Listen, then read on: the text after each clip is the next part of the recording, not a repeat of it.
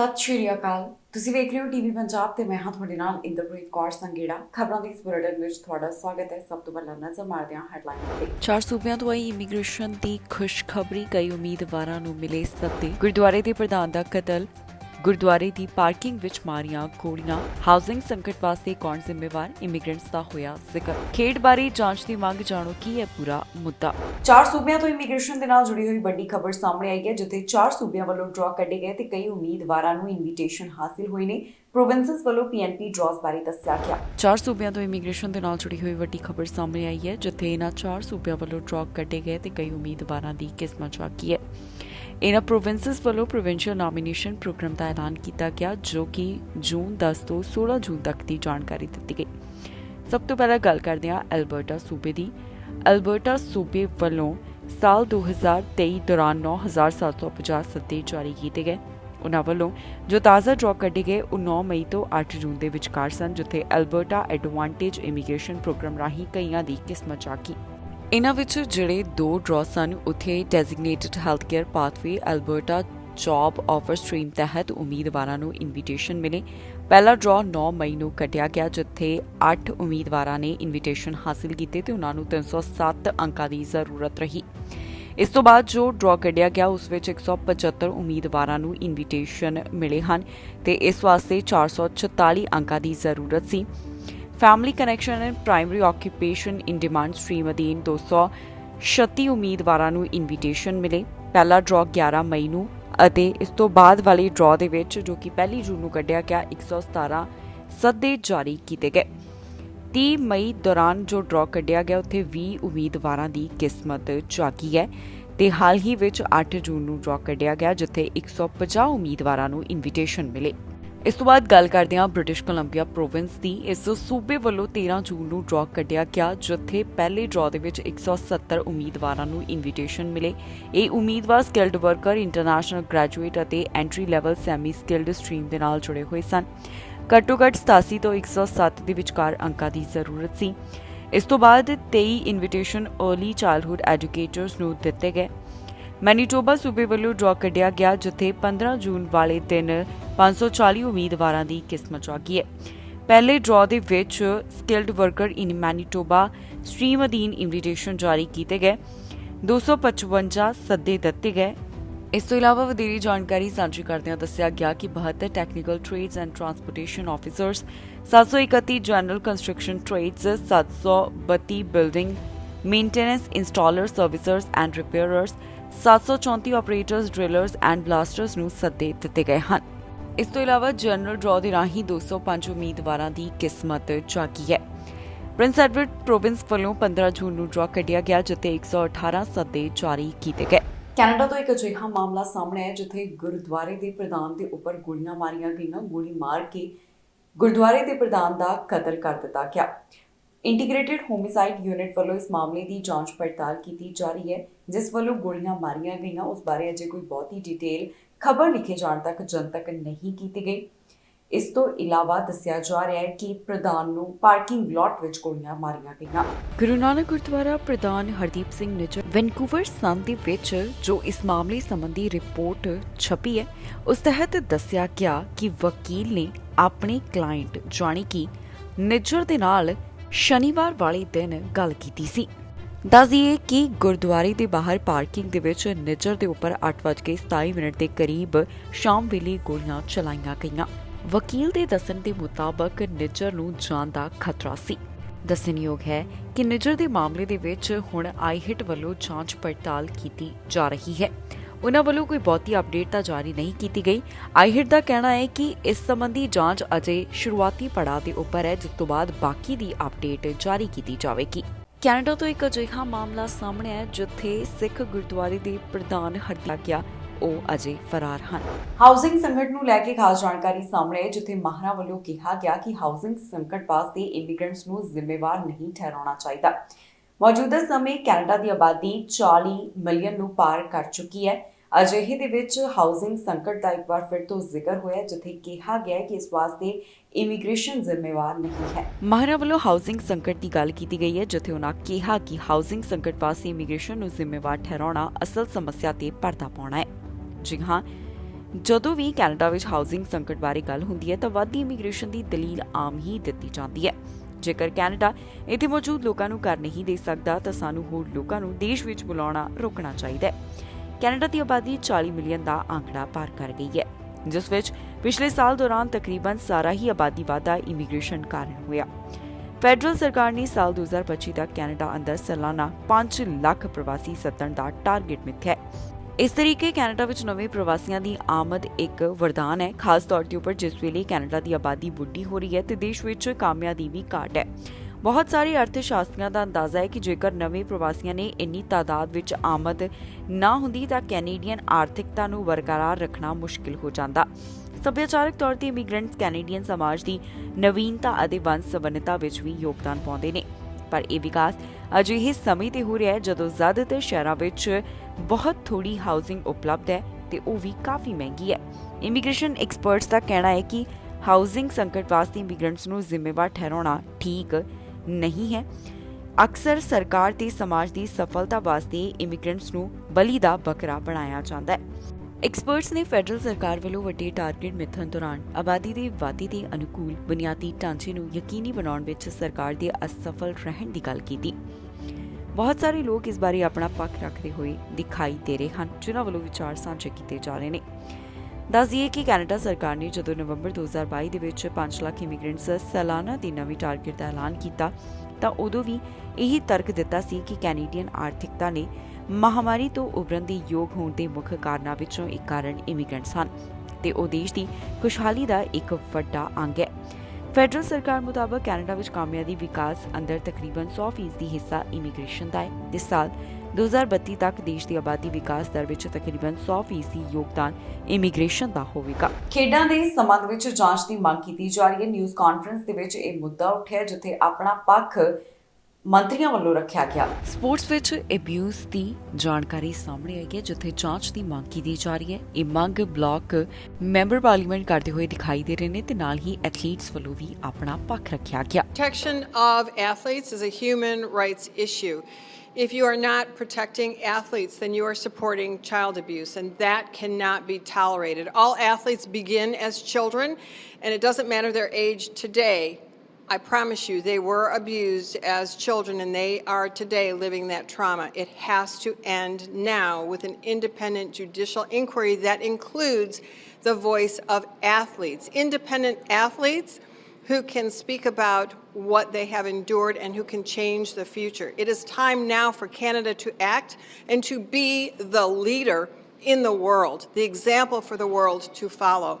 Canada has this unique opportunity, and I am honored to be part of it, and I'm hoping that America will follow and join in and partner with Canada. ਜੰਗਲ ਦੀ ਅੱਗ ਬਾਰੇ ਤਾਜ਼ਾ ਜਾਣਕਾਰੀ ਸਾਹਮਣੇ ਆਈ ਜਿੱਥੇ ਦੱਸਿਆ ਗਿਆ ਕਿ ਮੌਜੂਦਾ ਸਮੇਂ ਕੀ ਸਥਿਤੀ ਬਣੀ ਹੋਈ ਹੈ। ਦੱਸ ਦਈਏ ਕਿ ਕੈਨੇਡਾ ਦੇ ਅਲੱਗ-ਅਲੱਗ ਹਿੱਸਿਆਂ ਵਿੱਚ ਇਸ ਸਮੇਂ ਜੰਗਲ ਦੀ ਅੱਗ ਲੱਗੀ ਹੋਈ ਹੈ, ਜਿਸ ਬਾਰੇ ਤਾਜ਼ਾ ਜਾਣਕਾਰੀ ਸਾਹਮਣੇ ਆਈ। ਜੰਗਲ ਦੀ ਅੱਗ ਬਾਰੇ ਤਾਜ਼ਾ ਜਾਣਕਾਰੀ ਸਾਹਮਣੇ ਆਈ ਹੈ ਜਿੱਥੇ ਫੈਡਰਲ ਮੰਤਰੀ ਇਸ ਬਾਰੇ ਗੱਲ ਕਰਦੇ ਹੋਏ ਦਿਖਾਈ ਦਿੱਤੇ। ਆਟਵਾ ਦੇ ਵਿੱਚ ਨਿਊਜ਼ ਕਾਨਫਰੰਸ ਦਾ ਆਯੋਜਨ ਕੀਤਾ ਗਿਆ। ਇੱਥੇ ਵਾਈਲਡ ਫਾਇਰ ਦੀ ਮੌਜੂਦਾ ਸਥਿਤੀ ਦੇ ਬਾਰੇ ਦੱਸਿਆ ਗਿਆ ਹੈ। People across the country are feeling the effects of these wildfires. Smoke from wildfires contains harmful pollutants, and even low levels can impact our health. Smoke from wildfires has been found to be a leading source of air pollution health impacts in Canada, and it can travel hundreds of kilometers, affecting the air quality in communities far from the fire zone. People in Western Canada and in some Indigenous communities have known this all too well for many years. Others may be experiencing it for the first time. It is therefore important that we all understand how to protect ourselves in the next few weeks. One helpful tool is to use the Air Quality Health Index, or AQHI. The Air Quality Health Index is continually updated and reports air quality in many locations on a scale of 1 to 10 plus, a rating of 10 plus like we had in Ottawa 2 weeks ago being considered very high risk. If the AQHI is high, or if you see and smell smoke in your area, you should consider staying indoors and avoiding strenuous outdoor activities. Keep doors and windows closed. Consider installing a HEPA filter system or use a portable air purifier to improve indoor air quality. We should be particularly mindful of young children, expectant mothers, seniors, and people with heart and lung conditions. These are some of the groups at greatest risk for serious health effects from poor air quality. Manitoba ਵਿੱਚ ਜੋ ਹਾਦਸਾ ਵਾਪਰਿਆ ਉਸ ਬਾਰੇ ਦੱਸਿਆ ਗਿਆ। Premier ਨੇ ਹਾਦਸੇ ਦੀ ਅਪਡੇਟ ਜਾਰੀ ਕੀਤੀ ਜਿੱਥੇ ਮੌਜੂਦਾ ਹਾਲਾਤਾਂ ਦੇ ਬਾਰੇ ਜਾਣਕਾਰੀ ਦਿੱਤੀ ਗਈ। ਮੈਨੀਟੋਬਾ ਦੀ ਪ੍ਰੀਮੀਅਰ ਵੱਲੋਂ ਖਾਸ ਜਾਣਕਾਰੀ ਸਾਂਝੀ ਕੀਤੀ ਗਈ ਜਿੱਥੇ ਉਹਨਾਂ ਨੇ ਹਾਈਵੇ ਦੇ ਉੱਪਰ ਜੋ ਹਾਦਸਾ ਵਾਪਰਿਆ ਉਸ ਬਾਰੇ ਦੱਸਿਆ। ਦੱਸ ਦਈਏ ਕਿ ਬੱਸ ਕ੍ਰੈਸ਼ ਦੇ ਬਾਰੇ ਪ੍ਰੀਮੀਅਰ ਗੱਲ ਕਰਦੇ ਹੋਏ ਦਿਖਾਈ ਦਿੱਤੇ। ਉਹਨਾਂ ਵੱਲੋਂ ਇਸ ਬਾਰੇ ਕੀ ਕੁਝ ਦੱਸਿਆ ਗਿਆ ਆਓ ਤੁਹਾਨੂੰ ਸੁਣਾਉਂਦੇ ਹਾਂ। I know that the last few days have been extremely challenging for people right across our province, in particular those in the Dauphin area, but it really has affected all Manitobans. Last week we experienced a devastating tragedy that we have seldom seen before. My heart is broken for the families and loved ones affected by this tragic event. It's tough to even begin to imagine what those families are going through right now, and especially during this very difficult time. And I'm sending, on behalf of all Manitobans, our deepest condolences to those who have lost loved ones, and our prayers are there for those who are continuing to fight for their lives in hospital. I know how hard it must be as we all await more information. Please know that our first responders, the RCMP, and health officials are working around the clock to ensure that we get as much information out to you as possible in a timely way. Everyone involved is working diligently and showing their true Manitoba spirit to support one another during this difficult time. To the first responders, to the dedicated healthcare staff, the RCMP, to STARS, thank you from the bottom of our hearts for the incredible work that you have done during this very difficult time. Manitoba is a province where everyone knows everyone. These are our friends, these are our neighbors, these are our loved ones, these are members of our community. ਸੈਲਾਨੀਆਂ ਨੂੰ ਲੈ ਕੇ ਜਾ ਰਹੀ ਪਣਡੁੱਬੀ ਅਚਾਨਕ ਲਾਪਤਾ ਹੋ ਗਈ ਹੈ। ਇਹ ਪਣਡੁੱਬੀ ਟਾਈਟੈਨਿਕ ਤੱਕ ਜਾ ਰਹੀ ਸੀ। ਅਧਿਕਾਰੀਆਂ ਦਾ ਕਹਿਣਾ ਹੈ ਕਿ ਉਹ ਪਣਡੁੱਬੀ ਦੀ ਭਾਲ ਕਰ ਰਹੇ ਹਨ। ਸੈਲਾਨੀਆਂ ਨੂੰ ਲੈ ਕੇ ਜਾਂਚ ਪੜਤਾਲ ਕਰ ਰਹੇ ਨੇ। ਅਮਰੀਕਾ ਦੇ ਇੱਕ ਵੱਡੇ ਲੀਡਰ ਵੱਲੋਂ ਚੀਨ ਦੇ ਰਾਸ਼ਟਰਪਤੀ ਨਾਲ ਮੁਲਾਕਾਤ ਕੀਤੀ ਗਈ। ਮੀਟਿੰਗ ਦੇ ਵਿੱਚ ਕਿਹੜੀਆਂ ਗੱਲਾਂ ਦਾ ਜ਼ਿਕਰ ਹੋਇਆ ਇਹ ਵੀ ਉਹਨਾਂ ਵੱਲੋਂ ਦੱਸਿਆ ਗਿਆ। ਨਿਊਜ਼ ਕਾਨਫਰੰਸ ਦੇ ਵਿੱਚ ਉਹ ਇਸ ਬਾਰੇ ਗੱਲ ਕਰਦੇ ਹੋਏ ਦਿਖਾਈ ਦਿੱਤੇ ਨੇ। ਐਂਟੋਨੀ ਬਲਿੰਕਨ ਵੱਲੋਂ ਚਾਈਨਾ ਦੇ ਰਾਸ਼ਟਰਪਤੀ ਨਾਲ ਮੁਲਾਕਾਤ ਕੀਤੀ ਗਈ ਹੈ। ਇਹ ਮੁਲਾਕਾਤ ਬੀਜਿੰਗ ਦੇ ਵਿੱਚ ਰਹੀ। ਇਸ ਦੌਰਾਨ ਕੀ ਕੁਝ ਖਾਸ ਰਿਹਾ ਇਹ ਉਹਨਾਂ ਵੱਲੋਂ ਦੱਸਿਆ ਗਿਆ। ਜੀ ਹਾਂ, ਬੈਠਕ ਤੋਂ ਬਾਅਦ ਐਂਟੋਨੀ ਬਲਿੰਕਨ ਵੱਲੋਂ ਪ੍ਰੈਸ ਬਰੀਫਿੰਗ ਦੌਰਾਨ ਆਪਣਾ ਪੱਖ ਰੱਖਿਆ ਗਿਆ। Here in Beijing, I had an important conversation with President Xi Jinping, and I had candid, substantive, and constructive discussions with my counterparts, Director Wang Yi and State Councilor Qin Gang. I appreciate the hospitality extended by our hosts. In every meeting, I stress that direct engagement and sustained communication at senior levels is the best way to responsibly manage our differences and ensure that competition does not veer into conflict. And I heard the same from my Chinese counterparts. We both agree on the need to stabilize our relationship. During those meetings, we had a robust conversation about regional and global challenges. That includes Russia's war of aggression against Ukraine.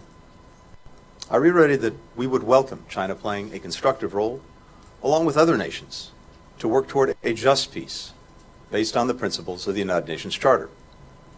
We also spoke about North Korea's increasingly reckless actions and rhetoric. All members of the international community have an interest in encouraging the DPRK to act responsibly, to stop launching missiles, to start engaging on its nuclear program. China is in a unique position to press Pyongyang to engage in dialogue and to end its dangerous behavior. I raised U.S. concerns, shared by a growing number of countries, about the PRC's provocative actions in the Taiwan Strait, as well as in the South and East China Seas. On Taiwan, I reiterated the long-standing U.S. One China policy. That policy has not changed. It's guided by the Taiwan Relations Act, the 3 joint communiques, the 6 assurances.